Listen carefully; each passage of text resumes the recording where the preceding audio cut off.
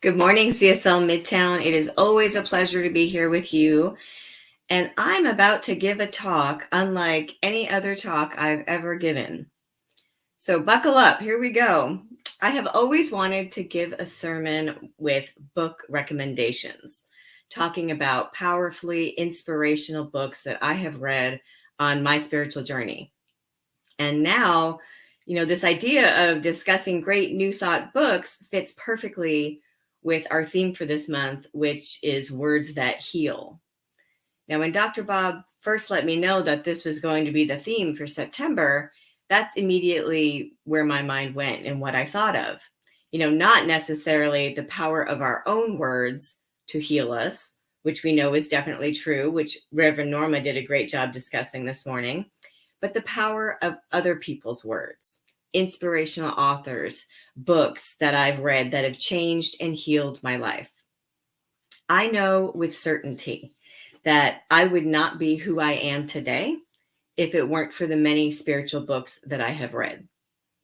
And while preparing for this talk this week, I came across a quote by Ruth Bader Ginsburg. Apparently, she once said, "Reading shaped my dreams, and more reading helped me make my dreams come true." And I read that and I thought, she just described my life. I don't think I would be a minister, a speaker, or an author myself if it weren't for me treating books and reading as an important part of my spiritual practice. So to be clear, reading is absolutely a spiritual practice. Reading inspirational books is a huge part of, developing spiritual awareness and shifting our consciousness and helping us to understand abstract spiritual principles. Most religious institutions and churches are based on a book, whether it's, an ancient wisdom text or something that's been written in the last 100 years. Words have the power to convey a message and change people's lives. I can actually look back at certain times over the course of my life and see, I read that particular book and that led me to another book. And before I knew it, I was able to connect the dots and see the healing impact that certain books had on my spiritual life. Now, I did have to work very hard to whittle this list down to just a few. You can see the bookshelf behind me, and it is real. And those are only some of my books. There is a pile next to me here that I'm going to be showing you. And when I say that these books are books that heal, these ones that I'm about to talk about, I don't necessarily mean that they fixed a problem for me, but I do mean that they healed in the sense that they improved my understanding of spiritual principle. They moved the trajectory of my life to a better place, to a higher consciousness. They helped shift my thinking. They opened my eyes to new ideas. They gave me, tangible tools to improve my life experience. These are books that brought me in alignment with my life purpose and my spiritual truth. So who wouldn't want that, right? So let's start at the beginning. In the beginning was the Word. We know that. The first book that I believe healed my life is the Bible. Now, I fully intend to show you all these books as I talk about them. And I'm a little embarrassed to admit this, but the truth is I donated my physical body to Goodwill before we moved. And that sounds really bad. But I did it because I hadn't used it in years because I use a Bible app. BibleGateway.com has this cool app on my phone, and it's been wonderful. So that's the only book that I don't have in physical form that I use a lot still. But here's what the Bible did for me. In my late 20s and early 30s, I was a member of a liberal, progressive Christian church with the United Church of Christ. And I was what you would call a seat filler. And those seat fillers are important. I showed up and I sat in the pews and I listened to sermons on Sundays. But what happened was, because I had teaching experience, I was a licensed K-8 teacher. They asked me if I would consider applying for the Christian education position that they had available. which meant if I applied and got that job, I was going to have to read the Bible regularly in order to present children's sermons during the service. Of course, I applied, I got the job. And so I had to read scripture, study it, read commentaries, and then my job was to make it understandable for children. And what that did was it shifted my approach from viewing this ancient wisdom text as something that was boring and hard to understand to seeing the Bible as something that could be simplified, that had a message of positivity and goodness that would inspire children. So I found and focused on scripture messages of love and peace and the goodness of God being available to them. So I might have been teaching children and inadvertently teaching the adults in the congregation as well, but I was also learning all that for myself. So that started my shift in thinking and started the healing of my thinking. Now, about this time in my life, I was struggling personally through a difficult marriage and ultimately a painful divorce, and I was not coping well at all. That was the year the documentary called The Secret came out, and soon after the book The Secret by Rhonda Byrne came out. This is what it looks like, and I have not removed all my sticky notes from any of these. I use these books in talks all the time. So this book taught me that the power of the universe was within me. I learned things like how important it is to feel good in the present moment, how to use gratitude and visualization. This was the first time that I had read about the law of attraction and understood that my thoughts can attract good things into my life, that my words can influence my experience. The Secret has very new thought, science of mind type ideas in it. Now, during this time that I had read The Secret, I had been complaining to everyone I knew about my life problems. That book taught me how crucial it was to stop doing that.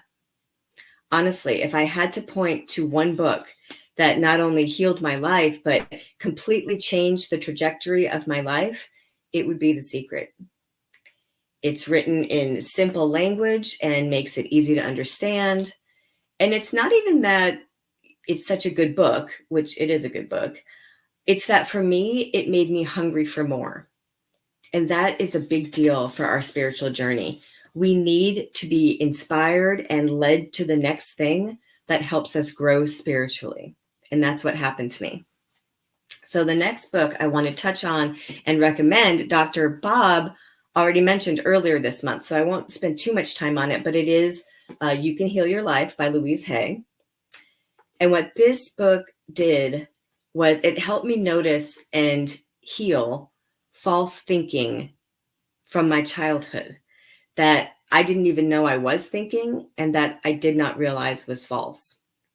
It does a great job explaining how false thoughts impact our consciousness. And it teaches the value of, positive affirmations and includes so many examples of beautiful affirmative prayers. That was the first time I had seen that kind of language used in prayer. Reading Louise Hay books is how I discovered what Centers for Spiritual Living even is. She was a practitioner and a minister back when CSL was still called religious science. So I was reading contemporary New Thought authors before I even knew what New Thought was. Which leads me to the next big book that I think healed my life. And it is literally a big book, The Science of Mind, our textbook that our church and our center is founded on. Now, it's so big, I think you could kind of knock somebody out with this. Reading this book is not a small task, I will admit.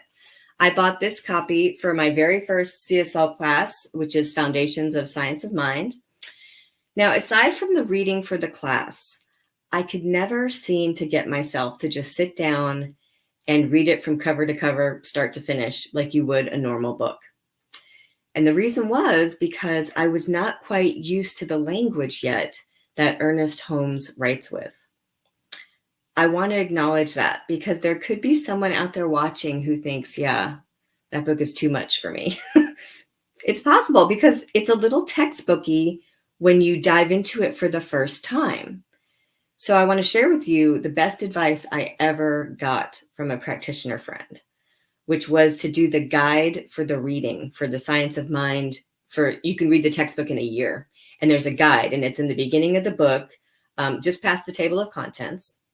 And if you follow this guide, it bounces you all over the book, reading just a section or two at a time every day, a page or two. So you're not reading it in order, but it ends up that it's so much easier to understand and to get through. You know, one day you're reading from the introduction, then the next day you're reading a couple inspirational meditations, then you might be reading about treatments for a specific ailment, and then you're reading, you know, a metaphysical explanation of Jesus's ministry. So you're all over the place. And that is when the science of mind came alive for me, when I could piecemeal it like that and read just a little bit, think about it, meditate on it, and then move on to the next one the next day. Then when I finished the book after a year, I couldn't wait to turn around and read it again from the beginning all the way through. And I did. And it was a healing experience for me to finally begin grasping these spiritual principles. Now, as a piggyback on the Science of Mind text, there are some great New Thought daily readers out there. Like this one is, oops, got a bit of a glare there. Sorry. It's 365 Science of Mind. So 365 days of Science of Mind. And then the other one that I would recommend is 365 Days of Richer Living. This one's written by Ernest Holmes. This one's Ernest Holmes and Raymond Charles Barker. Both very good books. And so the reason I recommend a daily reader of New Thought writings is that they are designed to just give you a page a day, a few paragraphs for your reading spiritual practice. It's a daily choice that we can make to focus on an uplifting word, an inspirational message, just a snippet of spiritual principle. And those kinds of books help you not only, heal, not only because of the content in them, but they help you develop a consistent habit with your spiritual practice, because it's easy to find just a few minutes to read just a couple pages. Now, another book that really helped me heal my life was Discover the Power Within You by Eric Butterworth. Eric Butterworth was a famous unity minister, a prolific author, and this book of his was originally published in 1968. And it has so many New Thought nuggets of wisdom in it. The biggest takeaway being that the power of the divine is within all of us. You're going to know and understand that by the end of reading that book. The Discover the Power Within You impacted my personal journey so much because he brings the potential of Jesus to life as a possibility for me and my life. And that's what would happen for you if you would realize that for you in your life. That book made me nostalgic for my days giving children's sermons and doing all that Bible reading. There are a lot of scripture references in it, but they're given with a great New Thought metaphysical spin. That book really shows you that the answer to life is within you. You come away filled with possibility and spiritual confidence. Now, the last book I'm going to talk about sounds like a shameless plug because it's my book that was published last month on Amazon, but stick with me here. It's called Undoing the Knots, Reclaiming Our Good. And this book, I really think, fits the same category as those other books in that I truly believe it has the potential to heal. This book was written with the intention that it can heal the knots in your life. Knots are just the problems we all deal with from time to time. Things like lack, loneliness, fear, conflict, illness. You all know what human problems are, right? But the purpose of my book is to provide tangible resources, ideas, suggestions, spiritual practices that can help change your thinking to be in alignment with spirit and to help you think in a potentially new way about your life. It's just a collection of short stories, essays, meditations that are designed to help you heal your human challenges so that you can experience more good. It explains all kinds of spiritual practices, things like, how affirmations work, what affirmative prayer is, how simple gratitude can be, how to observe your thoughts and beliefs and why that's so important, why forgiveness is crucial to living in harmony and health, how powerful we are because of our inherent unity with the divine, and obviously a lot more. I could talk all day about this, but I won't. Bottom line is, I believe that everything we could possibly want or need is within us. There is no limit to the good that we can experience because there is no limit to God. I also believe there is no limit to the ways we can heal, the ways that spirit can reach us with a greater understanding. So pick a good spiritual book, even if it's not one of these. There are words out there that can heal. These were just a tiny sampling. There are so many. And before I go, I want to give a shout out to the CSL Midtown discussion group, because this is what they do. They recognize the healing power of words, and they choose a spiritually inspiring book. Right now, they are reading the Living the Science of Mind book, which is behind me. And what they do is they get together every Sunday at 10 a.m. before our service on the Zoom link for the CSL Midtown Zoom link. So even if you haven't done the reading for the week, you can come, and it's a wonderful group discussion experience, very powerful. And speaking of our Zoom link, I would absolutely love to hear what spiritual books you would recommend that you think have healed your life. And we have an opportunity to do that right after the service. You can hop on that Zoom. And if you've never done it before, all you have to do is to go to cslmidtown.org, and the Zoom link and the password are there. And even if you're home in your jammies, you can have your camera off. You don't have to worry about being on camera. I want to hear from you, and I want to know what books you would recommend. I will be on there, and I'm looking forward to just a really fun discussion. So thank you so much, everyone, for having me.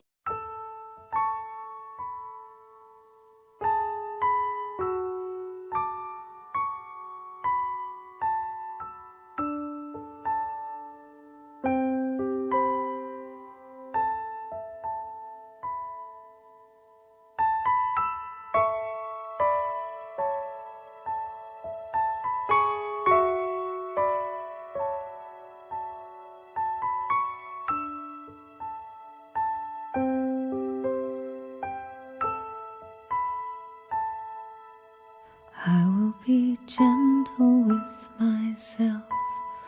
I will be gentle with myself. And I will hold myself like a newborn baby child. I will be gentle with myself. I will be gentle with myself. And I will hold myself like a newborn baby child. I will be tender with my heart. I will be tender with my heart. And I will hold my heart like a newborn baby child. I will be tender with my heart. I will be tender with my heart. And I will hold my heart like a newborn baby child.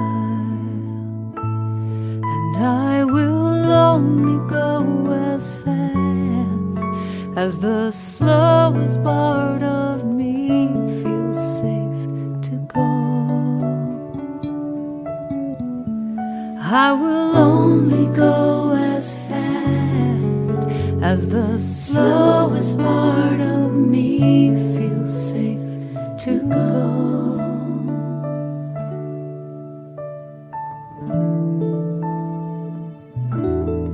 I will be easy on myself. I will be easy on myself. myself like a newborn baby child. I will be easy on myself. I will be easy on myself. And I love myself like a newborn baby child.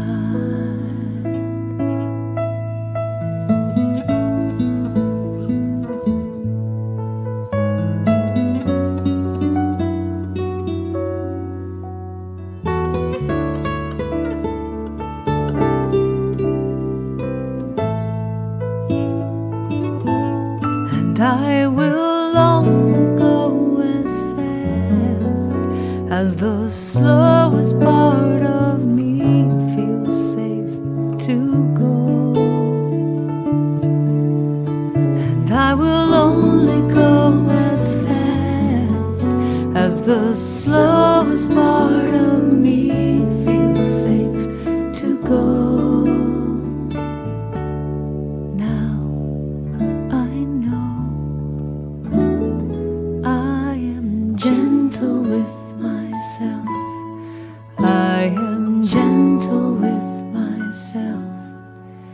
And I hold myself like a newborn baby child.